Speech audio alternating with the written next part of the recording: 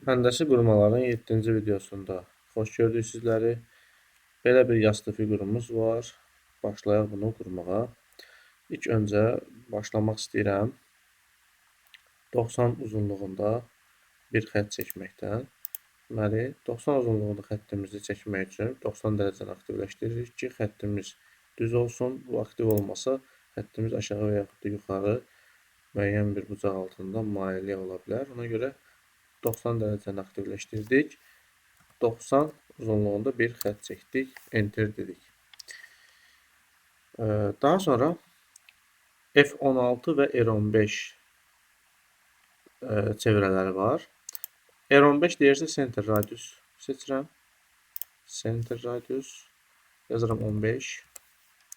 Eyni qayda ilə komandanı yenə aktivləşdirdim. Yazıram 15. Daha sonra F16'ları çəkəcəyəm. Diametr 16. Diametr 16. Mərkəzdə isə diametr 80-dan bir çevrəmiz var. Center diametr xəttin tam mərkəzindən, midpointdən 80 yazıram və çevrəmizi çəkmiş oluruq. Digər yarım çevrəmizin diametri isə 60-dır. Burada diametri göstərib bizə və 60 diametrində bir çevrə çəkirik.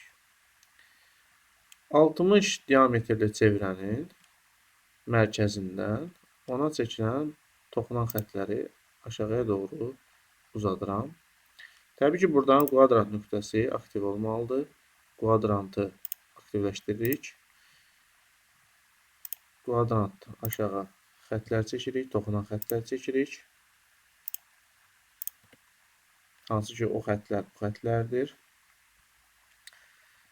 Sonra burada görürük ki, müəyyən bir bucaq altında xətlər, toxunan xətlər var. Birləşib bir tərəfdən 80 diametrli çevrəyə, digər tərəfdən isə R15 radiuslu çevrəyə. Line'ı götürdük. Line komandası seçdik. Ctrl sağ düymə ilə tangenti seçirik. Toxunan deyirik. Ctrl sağ düymə yenə tangenti seçdik və bu çevrəyə də toxunan deyirik. ESC ilə ləğv edirik komandanı. İkinci dəfə eyni komandanı təkrar eləyə bilərik və yaxud da mərkəzdən bir xətt çəkə bilərik. Mərkəz xətti çəkə bilərik. Təbii ki, bu çevrələrin mərkəz xəttləri olmalıdır. Və güzgüləmə komandası vasitəsilə, mirror komandası vasitəsilə biz bu əməliyyatı həyata keçirə bilərik. Deməli, mirror komandasını seçirəm. Gəlirəm xəttimizə, hansı ki, o xətti güzgüləyəcəyik biz. Bu xətti seçirik. Enter deyirik və bizə deyir ki, mərkəz xəttini göstər. Mərkəz xəttinin başlanğıcını və sonunu seçirik. Mənə deyir ki, əvvəlkini silim, yoxsa qalsın. Mən deyirəm ki, yox, silmə. Bu şəkildə biz bunu mirror komandası ilə həyata keçirmiş olduq. Və yaxud da Ctrl sağ düymədən tangenti seçib sadəcə düz xətt ilə bu əməliyyatı yerinə yetirə bilərik.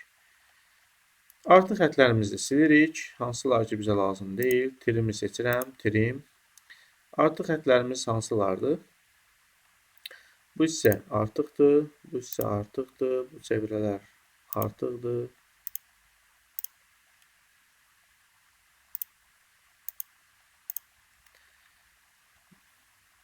Bu şəkildə silirəm.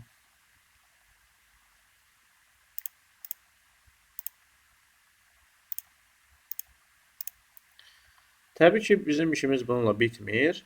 Mirror komandasından istifadə edərək mirror. Bu xətləri seçirəm. Enter deyirəm. Və bu səfər isə üfüqi xəttimizin başlanğıcını və sonunu seçirəm. Və bu şəkildə xətlərimiz güzgülənmiş olur. Artıq xətləri trimləyirəm. Artıq xətlər bunlardır. Xətləri trimləyirəm. Orta bizdə boş olmalıdır tamamilə. Bu xətləri silirəm.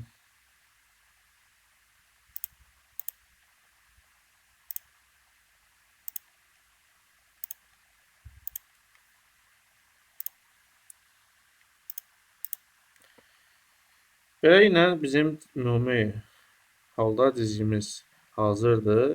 İndi isə əsas kontur xətlərini qara xətlərlə, yəni qalınlaşdırırıq. Müəyyən bir qalınlıq verəcəyik ona. 0.5 qalınlıq seçirəm line weight-dən, 0.5 line weight-dən 0.5 seçirik. Əgər aktiv deyilsə aşağıdan line weight-i aktivləşdiririk. Yox, əgər bu komanda burada görünmürsə, buradakı 3 xəttdən line weight-i aktivləşdirmək lazımdır. Burada bir xəttimiz yaddan çıxıb, onu da qalınlaşdıraq. İndi isə deməli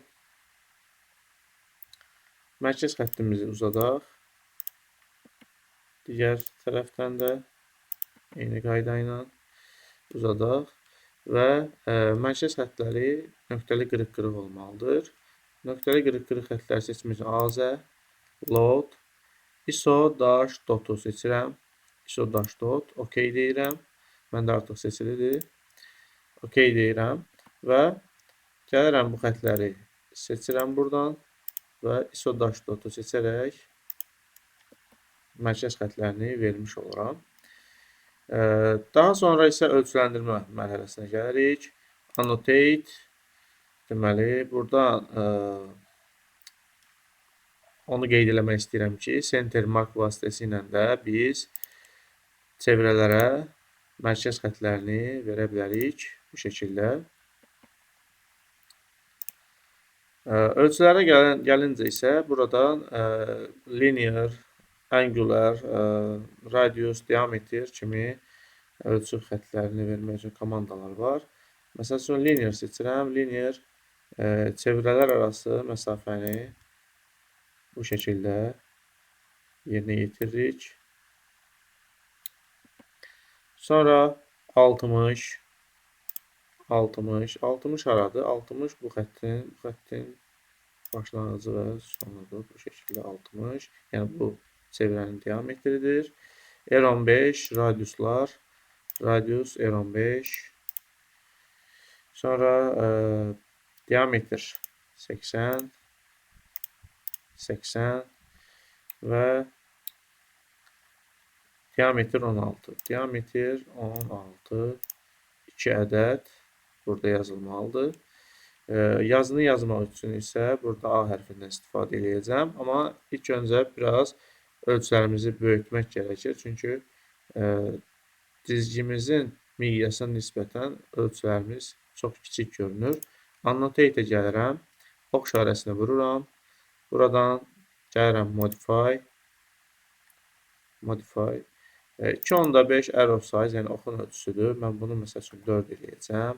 Textə gəlincə bunu da 4 eləyəcəm. Bunu ISO eləyəcəm.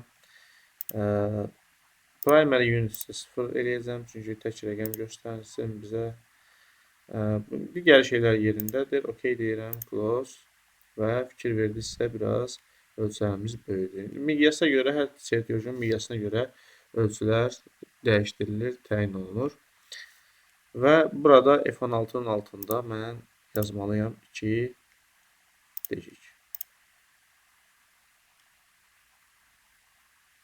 Və açılır, yazıram 2. Azərbaycan dilinə keçirəm. Değişik. Bu şəkildə qeyd edirəm. Bu biraz nisbətən kiçik olmalıdır. İstəsəz bunu da böyüdə bilərik. Buradan hər birini seçirik və buradan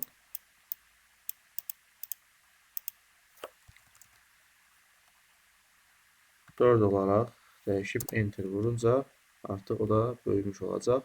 Close editor deyirəm və bu yazının biraz yerini dəyişə bilərəm. Səliqəli görürsünüz. Beləliklə bu yastı fiqurumuzu da yerinə yetirdik, qurduq. Sadə bir yastı fiqur idi. Gələn dərslərdə görüşənədək sağ olun.